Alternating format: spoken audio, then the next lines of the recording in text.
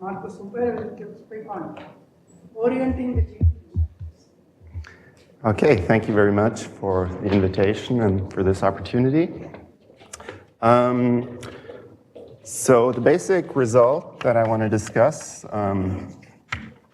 is the following theorem that I've obtained together with Dominic Joyce in the Donaldson-Siegel program. And it says that if X is a connected, closed G2 manifold, so I'll recall in a second what that means. It's a 7 manifold. Then the moduli stack M of G2 instantons is orientable. And what's actually much more difficult, and which is kind of the main part of our work, is how you can fix a canonical orientation for the moduli space. So this is essentially a topological question about orientability, but to actually fix an orientation is a more geometric problem. And what we found is that a certain algebraic topological structure, which we like to call a flag structure, fixes an orientation, and I'll explain later what that exactly is. A flag structure fixes a canonical orientation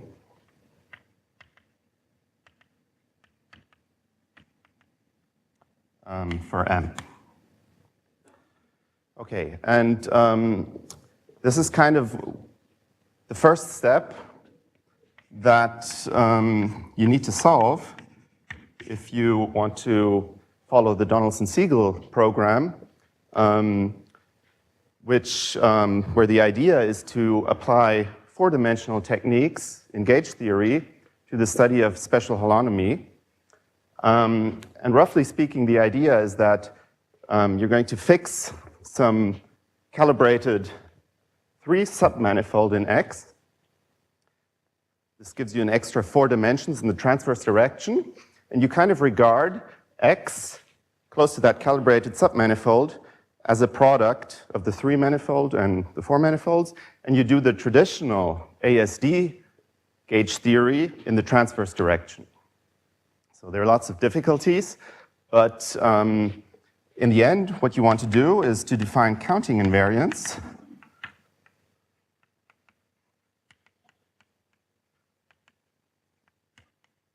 You've got to understand, well, first of all, how to count properly. So what's the correct signs you need to use? So you need to understand orientations of the moduli space. Compactifications, so to make sure that you're summing over some finite things that you're counting. And finally, deformations. So roughly speaking, you want that if you deform the manifold a little bit, the structure, the G2 structure, you want to get the same invariant in the end. So all of these things are also, well, at least 1 and 3 are quite related, and there are substantial problems actually with the deformation invariance. So it's a difficult, difficult subject, which goes under the name of the Donaldson-Siegel program. And what we've kind of done is we've addressed the question 1. Okay. Right. And just to give you a taste what a flag structure could mean, let me just recall the following theorem of Donaldson from, I think it's 1987, which says to orient the ASD moduli space,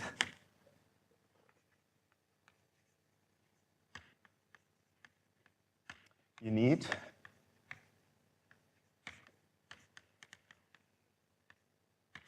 fix an orientation of the cohomology H1 plus the self-dual part of H2. Okay, so X is the four-manifold, and if you want to pick out an orientation of the moduli space, you need to orient these two cohomology vector spaces. So this is over the real numbers.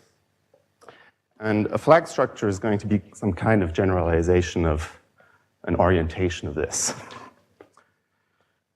Okay, now maybe let's start with some preliminaries on G2 manifolds.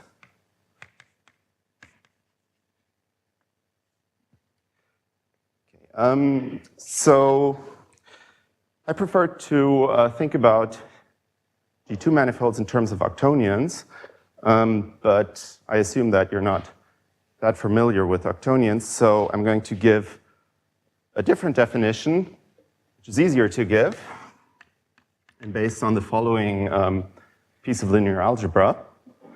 So a three-form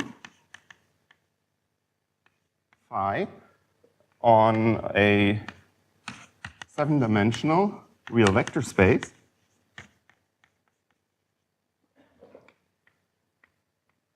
V is said to be non-degenerate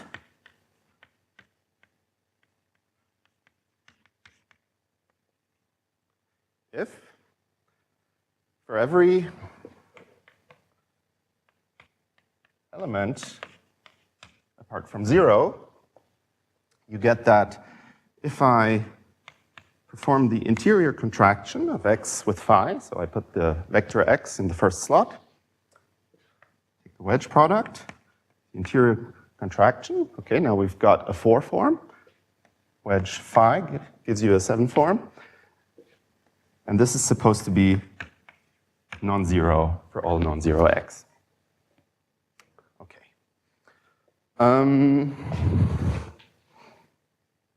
Right. Now, a G2 structure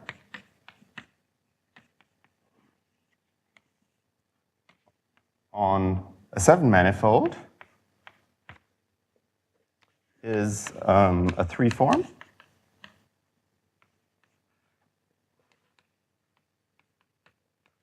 That is non-degenerate.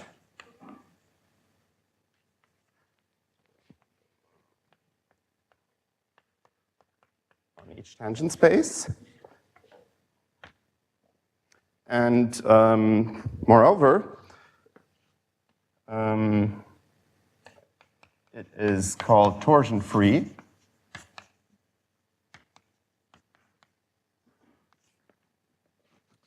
If d phi equals 0 and d psi equals 0, where psi is simply the Hodge dual of phi. So psi is a 4-form, phi is a 3-form, and you want both of these to be closed. Or equivalently, you can also state this condition as saying that the phi 3-form is parallel. Okay, so usually when we say G2 manifolds, we mean a torsion-free G2 structure. Okay, now, what's nice about G2 geometry is that they're actually, no, that I'll comment on that in a second. You get a metric for free out of this 3-form. There are lots of examples.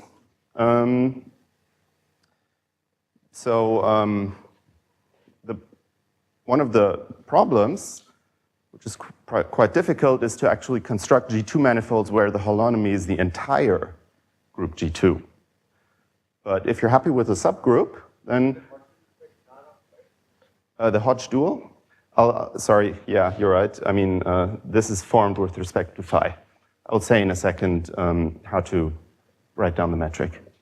Yeah, that's a good point. But maybe let's give some examples first, and then I'll tell you how you get the Riemannian metric. Okay, so One important class of examples is if you start with a Calabi-Yau 3-manifold. So that means we have a real 6-dimensional manifold, say Z. We've got a symplectic form. And we've also got a holomorphic volume form. So this is a 3-0 form. And then you can form a 7-dimensional manifold. So you can take R cross Z, or if you prefer to have a compact manifold, you take S1 cross Z. And you equip it with the following 3 form, which is, so let me just denote this coordinate by t, dt wedge omega plus the real part of the holomorphic volume form. Okay. Or what you can also do is you can start with a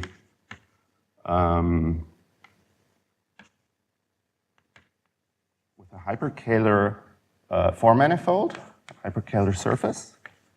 So that means that you have a real, something that is real 4-dimensional, and you have 3 symplectic forms satisfying some kind of quaternionic relations. And then you can look at R3, or the 3 torus, cross X, and define phi to be equals to dx 1, 2, 3. So here I use the coordinates x1, x2, x3, minus dx1 wedge omega 1 minus dx2 omega 2 dx3 omega 3. And there are lots of more examples. So the problem is really if you want to get something that is compact and the holonomy is all of G2, and I'm sure lots of you know there are examples. The first one's, I guess, due to Joyce, that construct such manifolds kind of by taking a singular quotient and resolving the singularities. The first non-compact examples are due to Bryant, which have holonomy all of G2. But let's move on. So now about that question.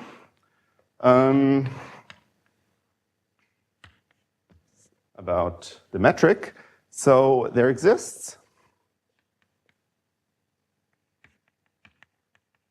a unique orientation and metric on, well, on the vector space, or if you like, on the manifold, such that this expression that I just wrote down,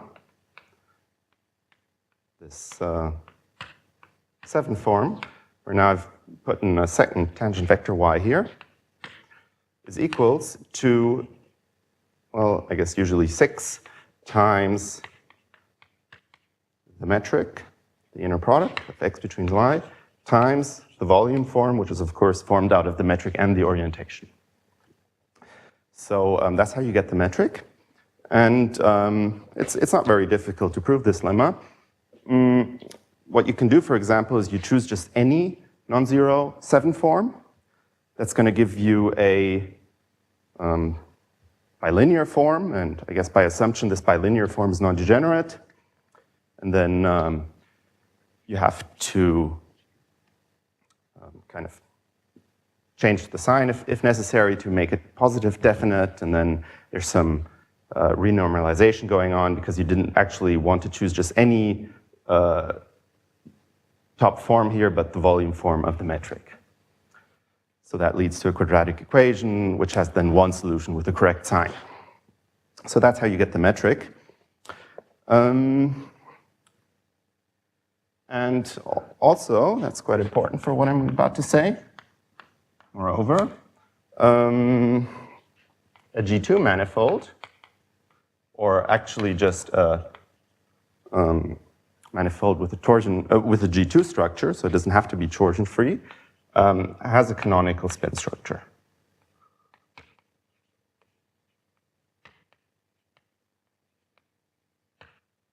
Okay, and one way to understand this spin structure is to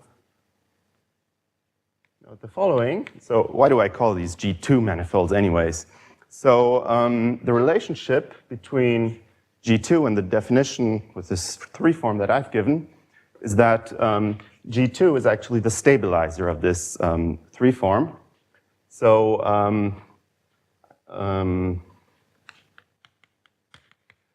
so now V is equals to R7, and we've got a non-degenerate 3 form given by the following formula: dx 1, 2, 3, dx 1, 4, 5, dx 1, 6, 7, dx 2, 4, 6, dx 2, 5, 7, is dx 3, 4, 7, is dx 3, 5,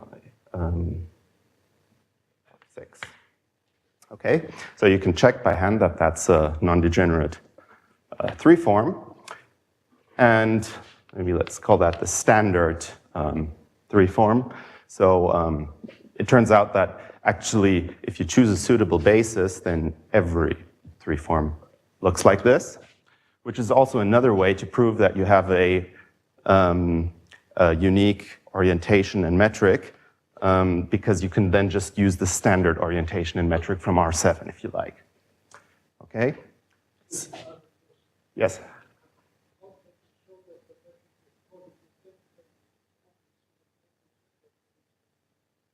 Well, because the sphere is connected. So this is a non-zero. This is non-zero, and the sphere is connected, so you get one sign. And so there are 2 possibilities. Yeah. So, or another way to, yeah. Okay, so, but let's come to the definition now of the group, G2, which you can define to be, consist of all invertible transformations of R7, which preserve this standard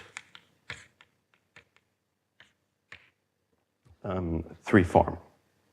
And as I just said, any phi is, well, equivalent, which means under a suitable, if you introduce a suitable basis to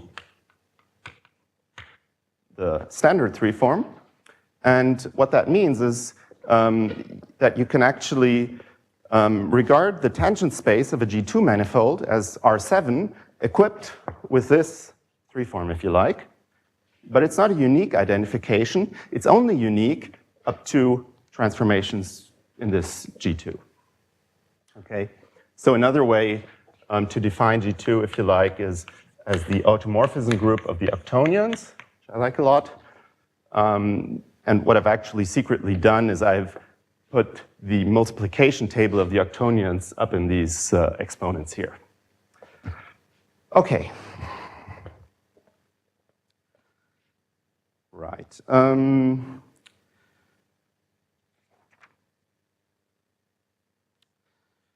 So now I'd like to define the notion of a G2 instanton. And definition is kind of analogous to the 4-dimensional situation. So, so let X with the 3 form and also have this Hodge dual 4 form be a G2 manifold.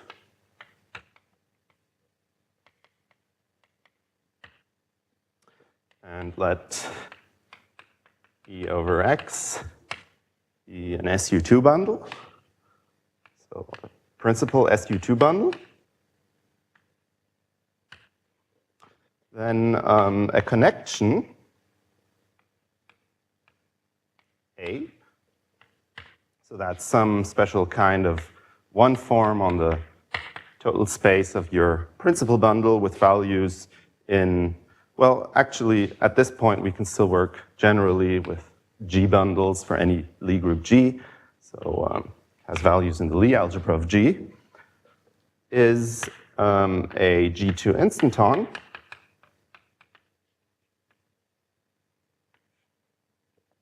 If it satisfies the following equation, which is that the curvature, so that's a 2 form with values in the adjoint bundle. It's a 2 form on X. Take the wedge product with a 3 form, that gives me a 5 form. And the Hodge dual of that 5 form is again a 2 form, so it makes sense to impose this ASD-like condition that's supposed to be minus the curvature of FA. So these are 2 forms on X with values in the adjoint bundle, which I like to write this way. So this is just the bundle that's associated via the adjoint representation to the 2E. Or if you like, there's an equivalent way to say this, where you have to know some representation theory.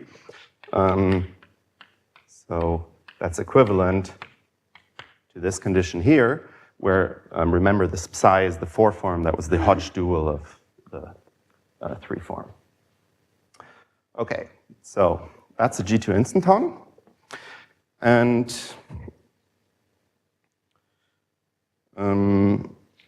let me just continue with some examples.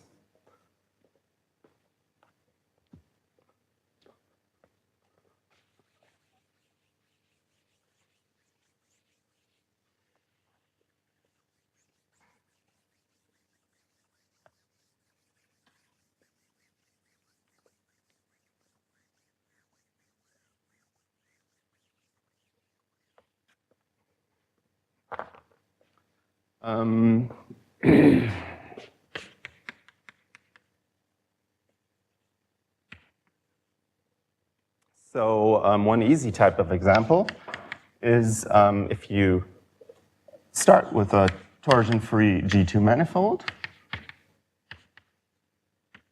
X, and we've just discussed that you've got the metric, and you can consider the Levi-Civita connection, which is going to give you a connection on the principal SO frame bundle of X. So that's going to be my E, which is a bundle over X. And this is actually always a G2 instanton, which comes from the fact that the curvature is always, I guess it's a 2 form on X with values in a group determined by the holonomy, by the Ambrose-Singer theorem. And this condition that I've put over here for the G2 instanton, this is actually equivalent to saying that FA is a 2 form actually belongs to, or has values in this, let me put X, Y, that it always belongs to this Lie algebra determined by G2. So that's why these are always examples, essentially by the Ambrose-Singer theorem. Okay. Now an easier, maybe easier to follow type of examples is if you have an ASD connection on a hyperkähler surface. So we've just seen that these give rise to G2 manifolds. So let me call that A. We've just seen that R3 cross Z, the hyperkähler surface is called Z, but this is then a G2 manifold. And you can then pull back. So together with the ASD connection, we've got a bundle, a G bundle over Z. We can pull that back to X, and we can also pull back the connection, and that's going to be a G2 instanton then by the following calculation. So you can, what we have to look at is FA wedge phi, where the phi, I guess it's still on the blackboard, is here. So these guys are all self-dual. So if I take the wedge product of something anti-self-dual, the FA, with something self-dual, it's just going to be 0.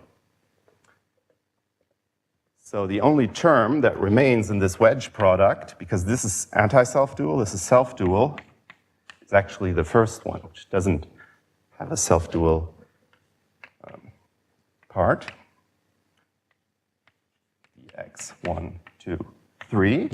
And now, of course, I'm taking the Hodge star in X, and by definition of the orientation in metric on X in terms of Z, you can see that this is the same as taking the Hodge star in the 4-manifold Z, because these are just the transverse coordinates. Okay, and by the ASD condition that I've imposed, this is just minus FA. So we see that we really have an example like over there. And third class of examples is if you start with a Hermitian Young-Mills connection on a Calabi-Yau threefold, then, so what this means is that if you take the Lefschetz trace of your curvature with respect to the symplectic form, it's 0, and also that the 0,2 part of the curvature is 0, then this will also give you a G2 instanton on R cross Z by a slightly more difficult calculation. Okay, so again, we can pull back the bundle, the principal bundle we get from the Hermitian Young-Mills connection to R cross Z, and the connection as well, and that's going to give a instanton. Right.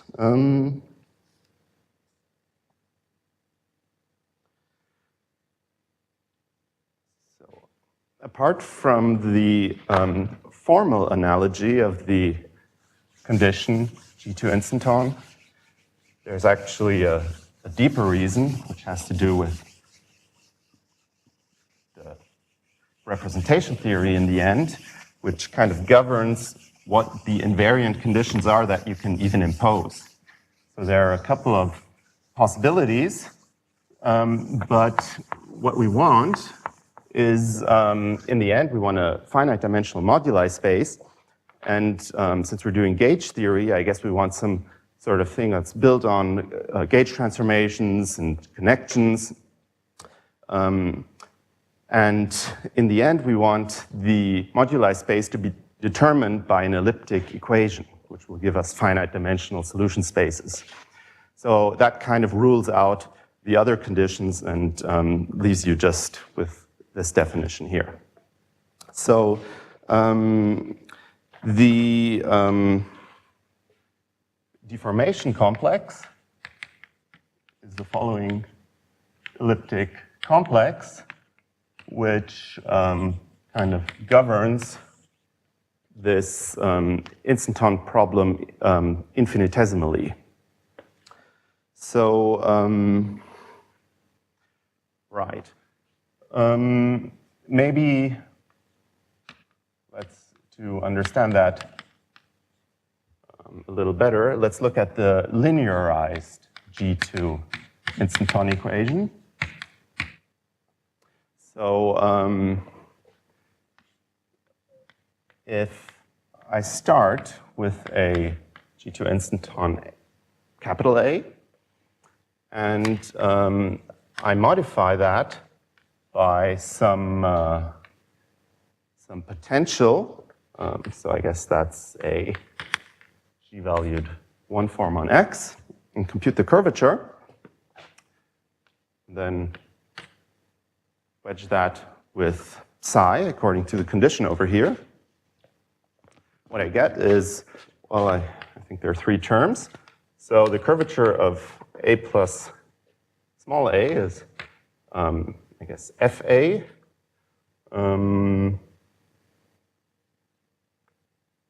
plus the covariant derivative of small a with respect to capital A plus A, wedge psi. And you see that this is a quadratic expression in small a. So we've also assumed that this is 0 if A is a G2 instanton. So that throws this term out, and you actually get the covariant derivative plus quadratic terms. So this is the linearized equation. Is simply that the covariant derivative wedge psi equals 0. And this shows up in the deformation complex, which was supposed to govern the infinitesimal solutions. So this deformation complex starts with the infinitesimal version of gauge transformations. So these are, well, zero forms or sections, if you like, of the adjoint bundle, so sections of X of the adjoint bundle. Then goes to the infinitesimal version of connections by taking the covariant derivative. And then the kernel of the next map is supposed to be the G2 instanton equation. So I know how to do that. I need to take this 4-form psi, wedge dA, which is going to give me a 6-form. And this isn't quite elliptic yet, this complex, because there's some restriction due to the Bianchi identity. So I can make this an elliptic complex by adding one other term. I'm going to 7 forms here. So this is the elliptic so-called deformation complex. Okay, and so if we're interested in orientations, I guess in the end we only have to understand the kind of linear structure of the moduli space, and it's going to be enough to deal with this deformation complex.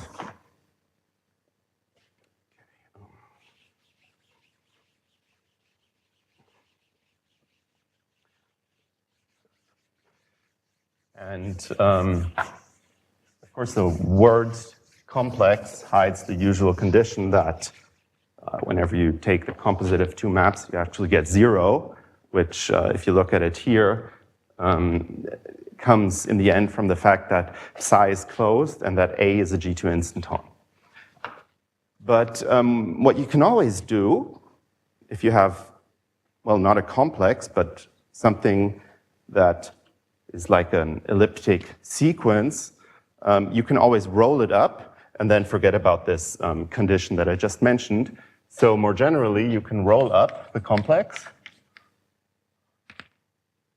using a Riemannian metric and actually get a single operator which goes from 0 forms plus 1 forms to 0 forms plus 1 forms.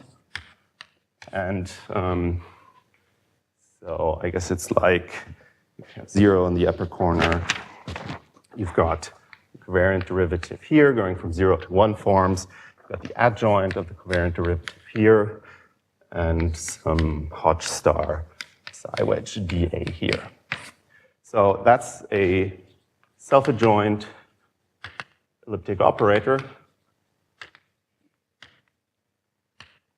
And actually, it's also self-adjoint elliptic if A is a general connection. So it doesn't have to satisfy this G2 instanton equation, which is kind of nice because that, at least for our orientation problem, or that means that this, this equation here is actually not so relevant for the orientation problem, at least. So that's an important step, that you realize that you can actually look at this space of infinitesimal solutions, not just for instantons, but for general connections. And it's also an elliptic differential operator. Okay, now, I wanted to state what we've actually proven. So the thing I've wrote in the beginning is a corollary of what we've actually proven. And so we found that for the orientation problem, actually, lots of the geometry is not that important. And it's important to note that LA has the same principal symbol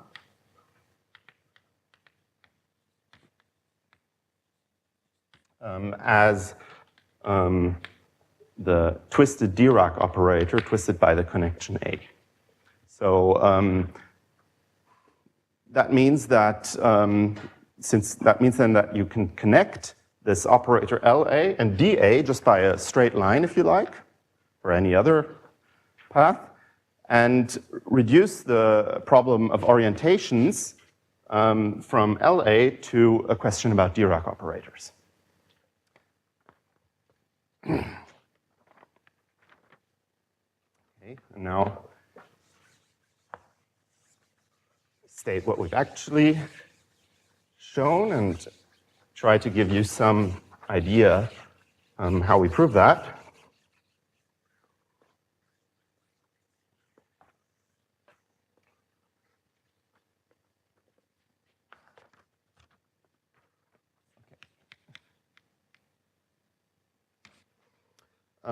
So again, now let X be close connected, 7-manifold, and assume that X is spin.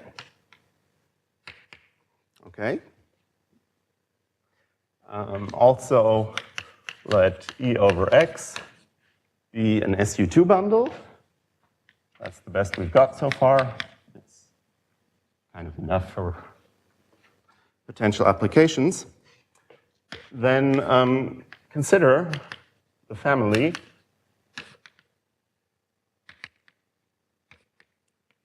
dA of twisted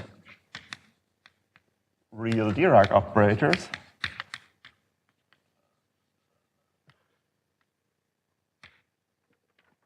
so that means that A is a connection or belongs to the space of connections on E.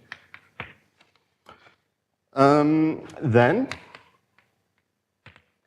the determinant line bundle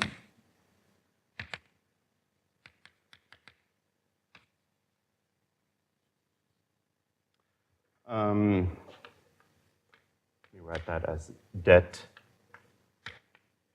dA.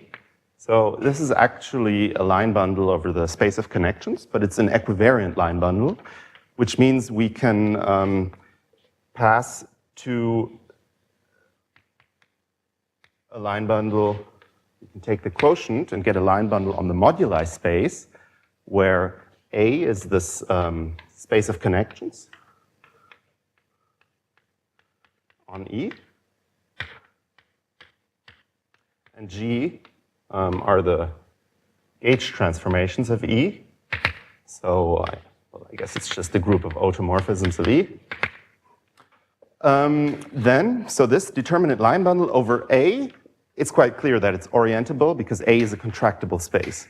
But over the quotient, that's not, doesn't have to be true. But we've shown that the determinant line bundle is orientable. And the actual difficult part, a flag structure fixes an orientation. So the point is that this determinant line bundle is supposed to be the orientation bundle, so the bundle of top exterior forms on the moduli space. But there's some slight technical problems there that the moduli space doesn't have to be a manifold in general for unless you deform, which is very, that's one of the more difficult points in this Donaldson-Siegel program, that you can't just deform. But this determinant line bundle is what is supposed to be, if you do it properly, so if you actually then define the moduli stack, that's what's supposed to be the bundle of top exterior forms. So now I can just take this shortcut definition and say that's the orientation bundle we need to look at, just avoid this discussion on stacks. Okay, so a flag structure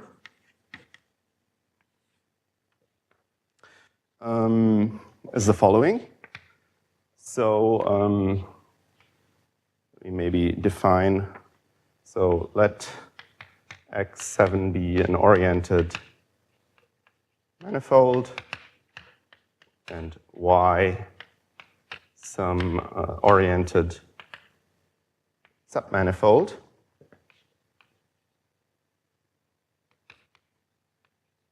Then first, a flag on X, on Y, is a nowhere vanishing section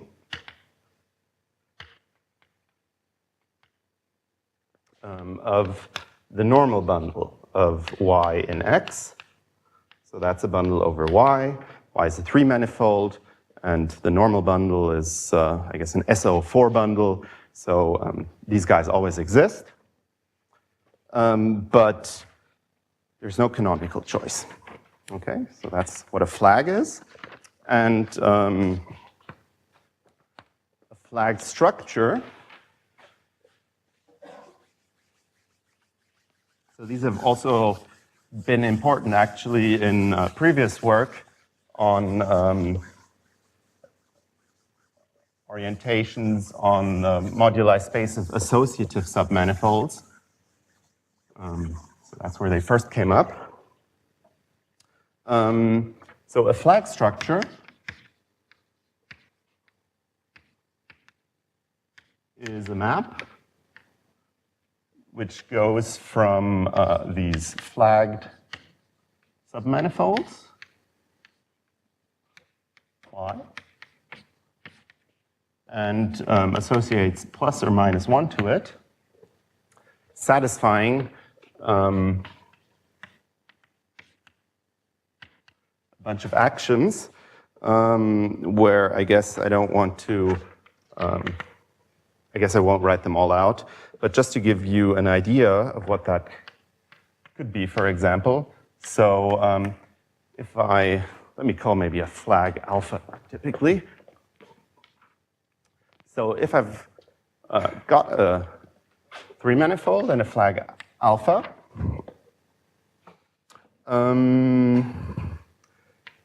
then I want to get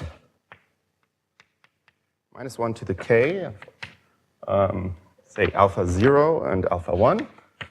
I want to get, if alpha 0 and alpha 1 are flags, I want the flag structure to relate these two things by minus 1 to the k, where k is equals to the intersection number of alpha, which, if you like, is just 1 minus t alpha 0 plus t alpha 1, or you can just take any other homotopy.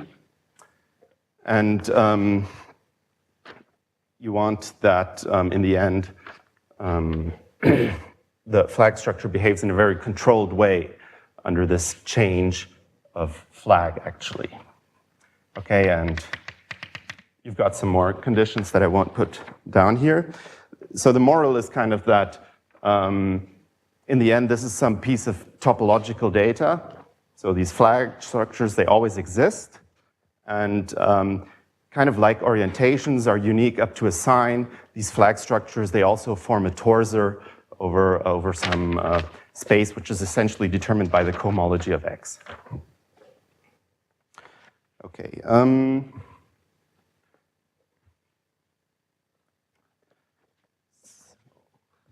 Let me just give you now maybe an idea of how we prove, how we get these canonical orientations.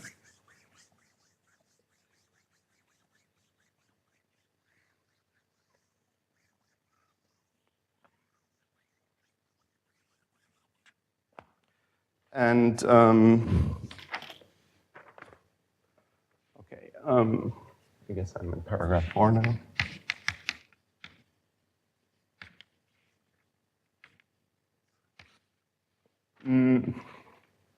So let me maybe, we're fixing a flag structure all the time. So this map capital F.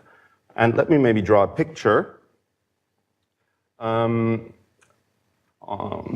will explain how we choose these orientations.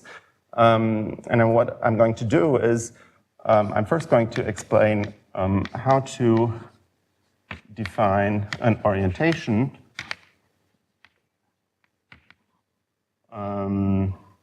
when additional structure is fixed.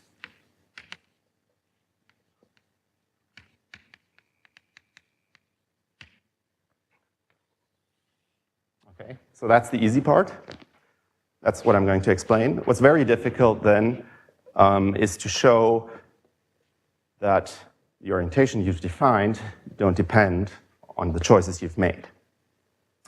Okay, so to maybe a picture will be good to put in all the choices. So let's say this is the G2 manifold X, and over X we've got this SU2 bundle. And so the first choice is I want to choose a section of the SU2 bundle, just any section, which is supposed to be, well, at least it's supposed to be transverse to 0. So a generic section.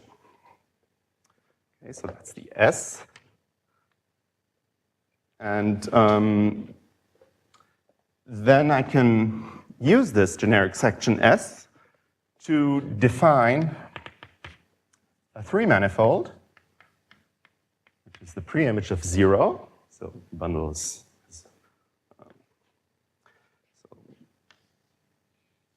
maybe that's this 0 set Y. Okay, and actually, the differential of S, restricted to Y, defines a map, first of all, from, well, the tangent space of X to E, but it's 0 in direction of Y, so it actually gives you an isomorphism of the normal bundle to the SU2 bundle E. So let me include that normal bundle, maybe, here. And in particular, because E is an SU2 bundle, that means that the normal bundle gets an SU2 structure.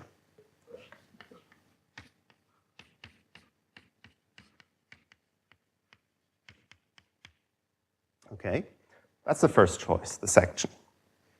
The second choice I want to make is I want to choose a flag.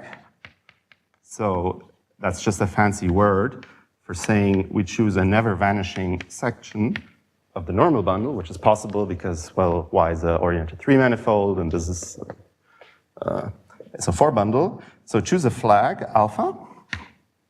And because I've got this SU2 structure on the normal bundle, this means that the normal bundle is completely trivial. Because I've got one non-zero vector, I've got the SU2 structure, so j times that non-zero vector, along with the first one, gives a basis at every point. So what this does is this trivializes the normal bundle that uses the SU2 structure. Right, so whenever you have an SU2 bundle, if you've got one never vanishing section, then it's trivial. Okay, so maybe that got some color. Let's put that never vanishing section alpha in here, something like that. And quite obviously, the E is trivial outside here because S is a non-vanishing section of an SU2 bundle, and I've just explained that that means that the bundle is trivial. So outside of Y, the bundle E is actually trivial. On Y, this is of course not true anymore, but we know we can kind of reconstruct the bundle Y after fixing all this data from a standard bundle, which is the so-called standard instanton on the 4-sphere. So we draw a second picture. So now this is Y, and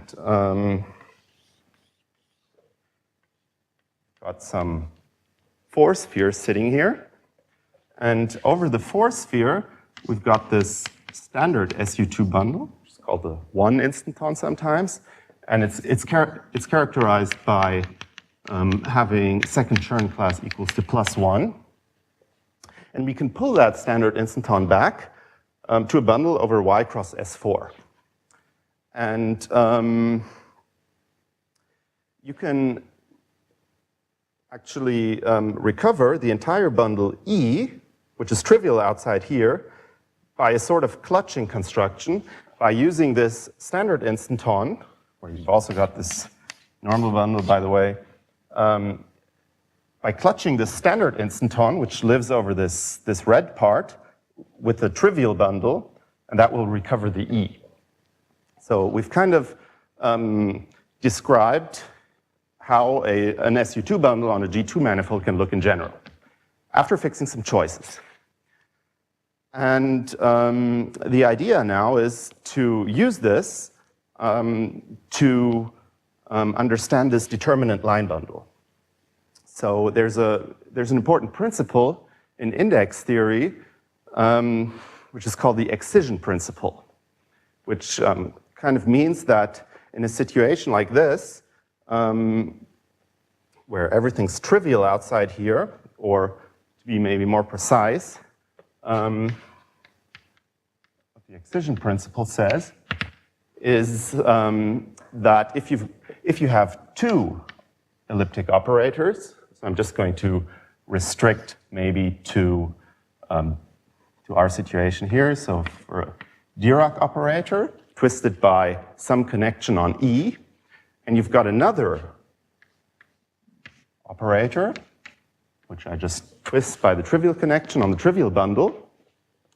And these two agree outside an open subset. And you've got another situation where the same thing is true, which is going to be in the picture over here. So let me maybe write X to indicate that we're dealing with a G2 manifold. We have also got on Y cross S4, we can twist using the pullback of the standard instanton, or we can twist by the trivial bundle. And here we have the same property that outside of this zero section Y, actually the standard instanton and the trivial bundle agree. And now the excision principle says that whenever you have this difference between two operators here and there, and both operators agree outside, and the differences agree on the inside, then you've got an isomorphism of determinate line bundles. That's not actually how they prove this in the Atiyah-Singer paper. They prove something about index classes, so in K-theory classes, so this is kind of a refined version that I guess is due to Donaldson, where you actually get an isomorphism of line bundles. And the point I want to make now is that this is the object we're interested in. Now, these guys are canonically trivial, and that kind of reduces the study of this determinant bundle with this one here. And here, we can do a deformation of the metric and assume actually that we've got a product structure where the Dirac operator splits. So we can actually reduce this to a product situation where this Dirac operator is essentially just the tensor product of a Dirac operator on Y and one on S4. And we've already, the bundle is already split, so it's just a product bundle, Y cross standard instanton. So this is isomorphic to an untwisted Dirac operator on Y. So I need to put some exponent here, which is given by the index. The index of the Dirac operator on S4 twisted by the standard instanton tensor, the determinant of the Dirac operator on S4 twisted by the standard instanton raised to the exponent index of dy. Now, Y is an odd-dimensional manifold, and of course the index on an odd-dimensional manifold is always 0. And this guy here turns out to be minus 4. So 0 and 4 are even numbers, and this kind of means that you have a canonical orientation on this thing here. So this guy has a canonical orientation. And this will then recover, by all of this, an orientation on here. And now the really difficult part is to show independence first of the alpha. That's kind of easier. It's based on some spectral flow argument where you need to really understand how this orientation changes, and that's quite some. It's given by the spectral flow, which you can calculate by some Atiyah-Paturi-Singer type index theorem. But this is even more difficult, where we then come up with some generalization of the spectral flow, which kind of allows changes of topology. So the point is that if I take another section, it may well be that Y has a different topology, and the two can then be connected just by a cobordism, which doesn't have to be a trivial cobordism. And so I guess it's based on some index theory of elliptic boundary value problems then. And that's how we prove this here, the independence. Okay, yeah, thanks for your attention.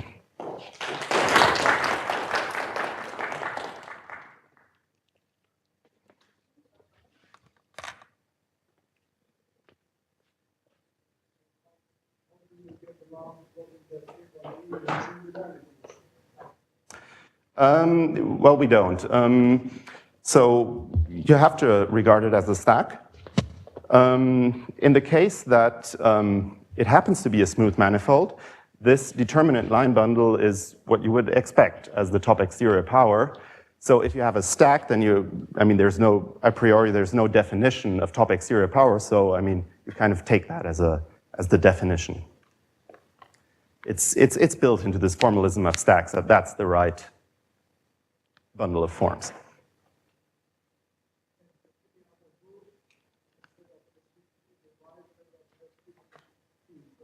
Yes? That's, it seems like this, but we're quite confident that we can also do the SU3 case, where, which is where this reconstruction principle is a bit more difficult. So there's some additional piece of data which appears then, which is some kind of map from Y to, I guess, CP2. And I think after SU3, it's quite probable that no additional problems will come up. So, yeah, but we're still looking at that. You have to calculate the curvature of this bundle? Excuse me? Did you have to calculate the curvature of this bundle? No, no, no. I mean, you construct it over A mod G and then you restrict it to the modulus. That's what you're doing. You construct what? I mean, A means the moduli space. I mean, No, A is the space of connections for me. So A mod G is the moduli space. but you had also the condition that said. Yeah, that's right. But this was this point here that actually you can write down this infinitesimal equation for a more general type of connection. So you're right. I mean, in the beginning, I should have maybe made this more clear. So a priori, maybe let's work just with, so a priori, we've got a line bundle which is supposed to be defined on this moduli space, as you say, with this additional condition. But actually, you can, this is a subset by definition of A mod G, and this comment here kind of means that there exists a line bundle here which restricts to the one we want. So if we have an orientation of this, and we restrict, we get an orientation. So that's kind of the first step to, yeah.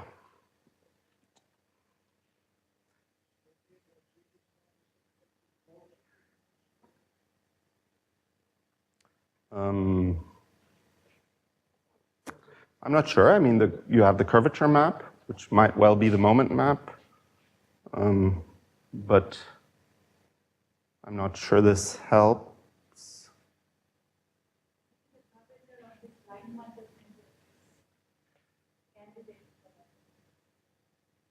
Yeah, that would be the guess then, yeah.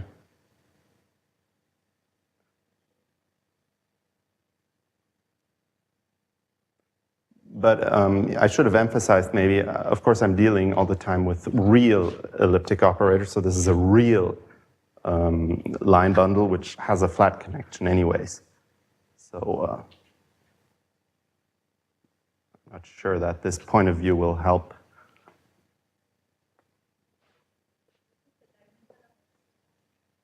In good cases, it's zero-dimensional, so it's just a bunch of points. And so this problem of counting these points properly is really very important, because there are actually examples due to Haskins and Nordstrom that show that if you look at this moduli space, it's just a bunch of points, and you deform the structure, then suddenly these G2 instantons seem to disappear if you count them in the wrong way. So this picking out of canonical orientations is actually quite important for that. But yeah, that's one of the main problems actually still in this Donaldson-Siegel program, the deformation invariance.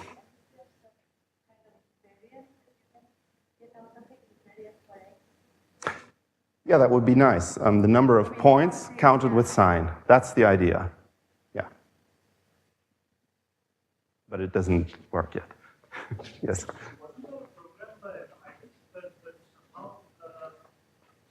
How to compensate for these finitely many metrics where these instantons bubble? Yeah, there is. He considered the three-dimensional Zeiberg-Witten on the... Yes, you're right. There is this program, which I believe is carried out by a couple of doctoral students of Donaldson. But the problem there is kind of that, so they're trying to imagine what's like in which ways could these instantons degenerate. And they've kind of come up essentially with one way that they can imagine that this is going to happen. And they're compensating exactly for this problem that they've found. But of course, nobody knows how many, singular ways there could be that these instantons degenerate. So I guess we're kind of skeptical that that will solve the problem, unless, of course, they come up with some clever way of maybe showing that that's all that can happen in general, these degenerations.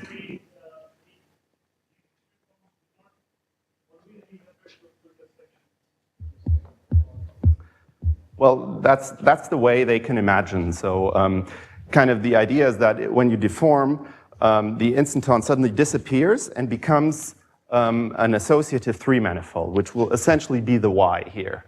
That will be and the G2 instanton equation is then kind of the condition that this flag alpha, which becomes a Fueta section.